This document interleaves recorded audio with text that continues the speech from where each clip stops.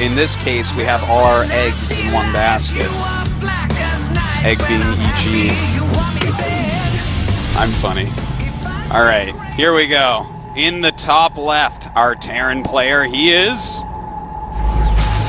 EG Allied Raid Call from America. From the America qualifiers. And from France, in the bottom right, one of the best Zerg players in the world, he is... EG Stefano Raid Call from Europe.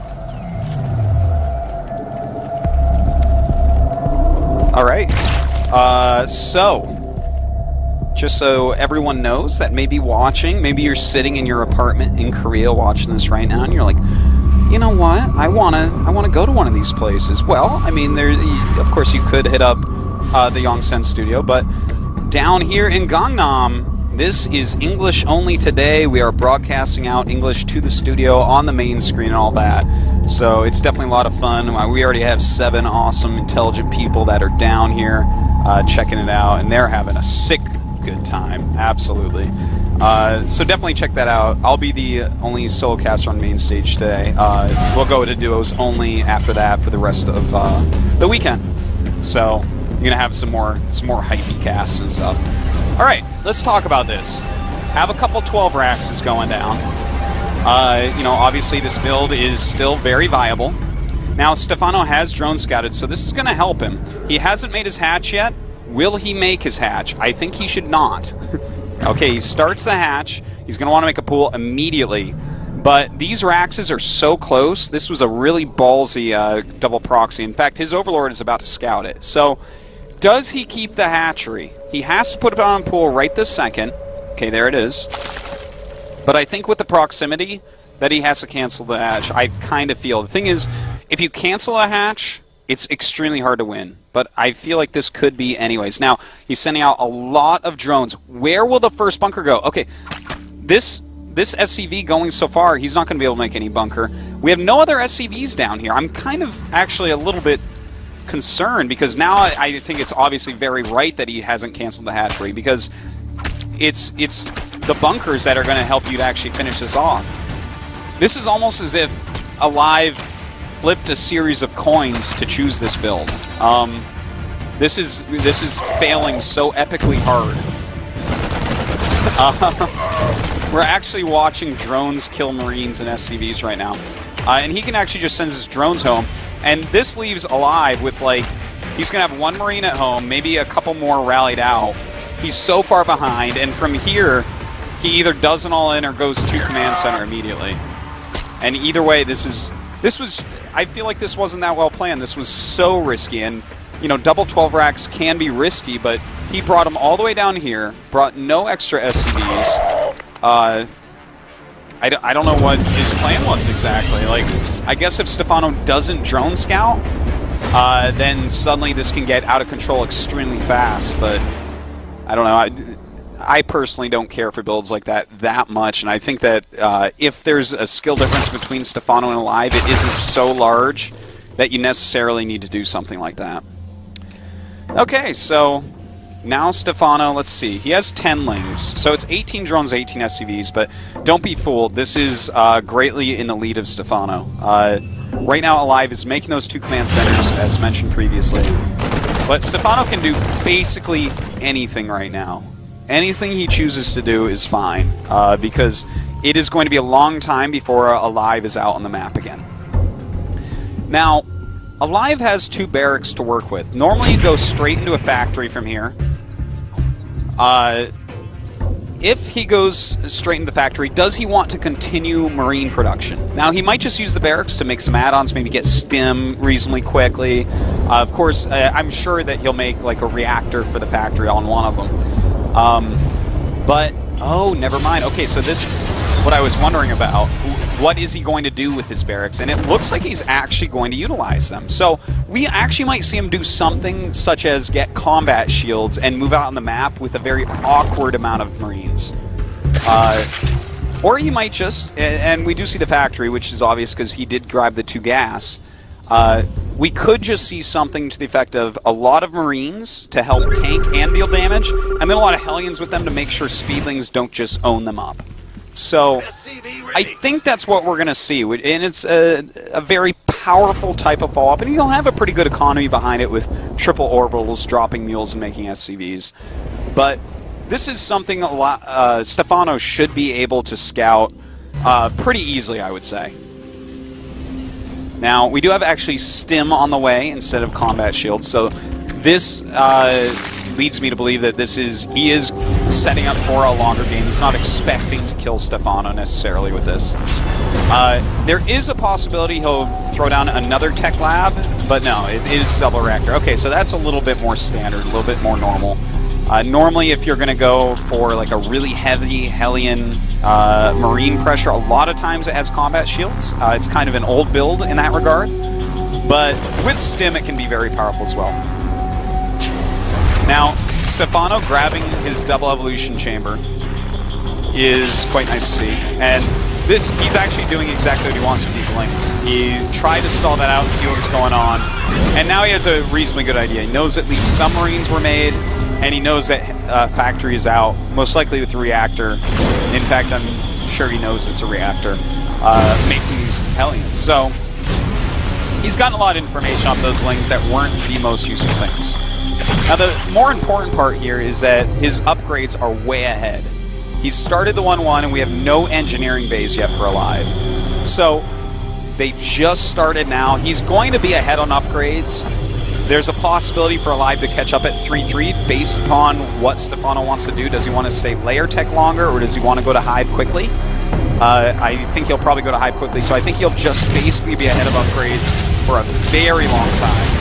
And as long as he always does engagements during, like, right after his upgrades finish, like, from the time he has 1-1 to about a third of the way through 2-2, and then by the time he has 2-2 through, like, maybe a third-ish of the way through 3-3, or maybe a little bit less, as long as he focuses on engagements in those areas, he's going to have a 2-upgrade advantage, which makes a really, really big difference in this matchup. You know, you have a lot of units, a lot of Zerglings, a lot of Marines, and the higher the amount of units in the battles, the more important the upgrades are. So, enough about those upgrades. We do have the layer finishing up, a macro hatch as well. Everything looking really great for Stefano. As far as Alive goes, he is getting his 1-1 again, very far behind. His starport about halfway done, and he's just trying to get something done with this pressure that we're seeing here. He does have stim, but his units are split up right now, so he has to be careful about that. He's actually a little bit lucky. If the Marines were over, the Zerglings were on the Marine side, he would have been in trouble there. But here we go, nice little surround going down, but the Marines adding a lot of extra damage. So Stefano might end up losing this hatchery, but he has 42 lings on the way, so I think he'll be fine now. Alive probably wants to go in between the minerals and the hatchery because he's really wide open right now. But it looks like he's just going to target down before the engagement happens anyways. And that's really good for Alive right now. You know, I'm a little bit surprised that that caught Stefano that off guard, because in a situation against a failed 2-rack, something like that, it's pretty smart to actually go in and just scout what they're doing, which, you know, like, for instance, this is one of the differences you'll see between a player like Sulky and a player like Stefano. If you think back to Sulky against Alive, he sent, like, Overlords in 4 times into Alive's base. Stefano did not send an Overlord in. He only used some Zerglings at the natural to see that there were Hellions, but he also saw additional Marines, so he really should have sent a single Overlord in. If he had seen the speed of the 3 barracks coming up there and the add-ons they had, he could have maybe had enough Marines to hold his 3rd base there. So, a little bit lackluster on the scouting right now from Stefano, I would say. Okay, so we have a good batch of mutas on the way, that Baneling speed. Stefano's still okay. It's not like he's going to lose the game now because he lost that hatchery. He's still got really good tech. He's got everything he needs tech-wise. And again, notice his 2-2 was getting to halfway done when 2-2 got to start for Alive, so he's still really well ahead on those upgrades. And a nice snipe going down.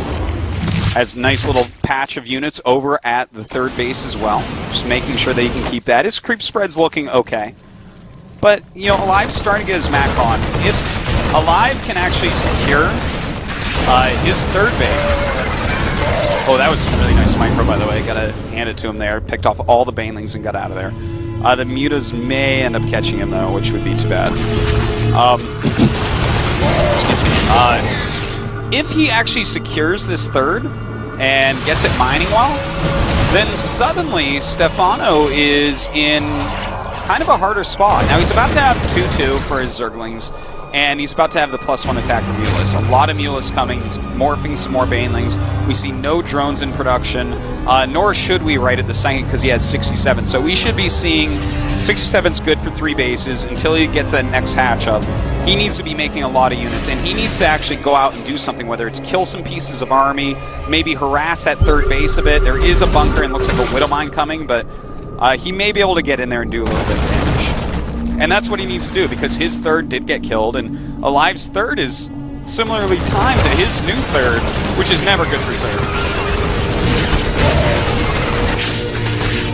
So, still one active Widowmine down there. He's got to be careful if he chooses to move in. Still no 4th base being taken by Stefano. He needs to be thinking about that really, really soon. But the macro is actually being hit by Alive, and as I was saying before, Stefano gets to choose if he stays layer longer or goes into Hive, and he's chosen to stay layer. So we're about to have Alive catch up in upgrades as well. So Stefano started at a nice place after finding the double proxy racks, but at this point, Alive is basically caught up in every way. You know, he has a lot of supply, he has his macro, he just caught up in upgrades. His third base is similarly timed to Stefano's. You can see he actually has a big supply lead at this point. So Stefano now starting to re-drone, but this is actually suddenly looking pretty good for Alive. And now Alive can start really rallying down and pressuring Stefano.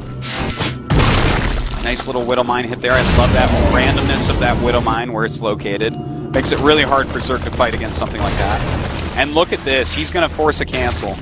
If Stefano doesn't like kill that army or something like, he has to get in here and get something done really soon. Like, the time frame where Stefano doesn't get super far behind is right now, but he has no 4th, no Hive tech. 3-3 upgrades have started for his opponent. He's making a lot of Lings. It looks like he's just going to have to get super aggressive with Ling Bane Muta, because Alive is denying everything and slowing him down, and really, he's almost maxed out right now, and the banks aren't really that different. We do have a bigger bank for Stefano right now, but, you know, Alive is going to surpass that really, really quickly once he hits his max. So right now, we do have him moving down the map. Lot of Banelings being made. This is so important. Those Banelings actually have to be very efficient because, again, not able to keep his 4th base up. And Alive is fine. He'll play 3 base versus 3 base all day till they're mined out. He does not care. That's a good situation for Terran. So right now, maxed out Stefano, down a little bit in supply, waiting for that +2, waiting for a few more units. He should be able to kill this army. And here we go. He's going to need to do it. He's going to need to do it efficiently. Good Banelings, but he does lose quite a few there. That was a nice Widowmine hit. And, well, Alive. Ooh, that was a really good hit. If he can get out with those medevacs, then this is basically a successful game for him. He has more units rallying up, more Widowmines as well. This is basically the end of Stefano now. You know, he doesn't really have much left. He continues to make a lot of mutas, and he does that +2. He's about to have 25 mutas total. But, you know, 25 mutas aren't going to do that well against 3-3 Stim Combat Shield Medevac Marines with Widowmine support. And you have to have a lot of production to keep a lot of Lings and Banes with that type of Mutaclump to deal with that. But he simply doesn't have that. He's down 50 supply. And in fact, oh, that's beautiful. I love it. He's just really stretching Stefano way too thin. It's been a weird game. Alive has manhandled Stefano here. He has just completely manhandled him. And taking that 4th base, once he secures that, and he's making it a planetary just to really make sure. And the thing is, yeah, you can't lift a planetary versus like Mutas or Banes, but if he uses Banes on it, that's even good for Alive. So Well, Stefano gets that kill, which is nice. That's kind of a very Stefano-esque way to play. He loves to get a huge clump of +2 or +3 mutas and snipe command centers, but it's still 3 base versus 3 base, and he's going to have to crush an army. So we'll see if he can actually get that done. It looks like he's going to go for this, but his units hitting at different times here. He has a big clump of units still coming in. There they are, but this wasn't as well choreographed as he really needed it to be. And he will fly around and pick off these drops, but the thing is, the drops are doing what they need to. He just drew the mutas to the side there so he could reset up over here. And there he goes, pushing in once again and trying to lure these units back into things like Widow Mines and his other bigger concave of Marines. So as long as Alive keeps playing a very solid macro style like this, not overcommitting and dropping all over, Stefano has to fly around with this huge group of mutas, and there's just not much left for him to do. See, he does this, but as I was saying that Alive wasn't doing the first game, he's using this opportunity to hit somewhere else. And while this hit right here that we're seeing isn't necessarily the best hit, at least he's doing that. He's stretching that multitasking of Stefano and making Stefano choose where does he put these units. So, ooh, that was almost really, really good. So Live continue to push forward. Stefano coming back. Let's see how many. Ooh, some really nice hits there. Now this is getting to be kind of a small army by Alive here. He needs to really rally his units down. He is, but he needs to join them up because Stefano's starting to get a bit cost efficient against this, which is what Alive never really wants to have happen. And with those drilling claws, oh god, that is a lot of orange and red mutas in there. So this is about it. We should be seeing a GG coming out of Stefano reasonably soon here. Alive still has a pretty solid economy, takes down that hatchery with 2 Marines, and now Stefano is sitting on nothing. His main is mined out, his natural is mined out, and all he has left is a really nice clump of mutas. He has 26 plus 2 mutas, but he's actually against 17 Widow Mines, 12 medevacs, and 50 plus Marines. So, of course, I think anyone can do their own math and figure out who wins that one. This is basically Alive just continuing to put on pressure, waiting for Stefano to leave, whereas Stefano saying, GG, there you go. Alright, I want to chalk that one up, in my opinion. I'm going to throw that down to Stefano not scouting. If Stefano plays a little bit more like Sulky, now his Overlord scouting path was thrown off a bit because he was dealing with the double Proxerax, right? He had an Overlord going off to the side, saw that. That kind of diverts all your attention. So maybe that's why he didn't have Overlords in position. But it's one of the most important things for Zerg is to know that attacks are coming before they come. Because if you do know that, you have time to make units. Because you need to make your units at the last moment. That is the most important thing. If you can make your units at the last possible moment to overwhelm your opponent's army, that's how you get perfect Zerg play.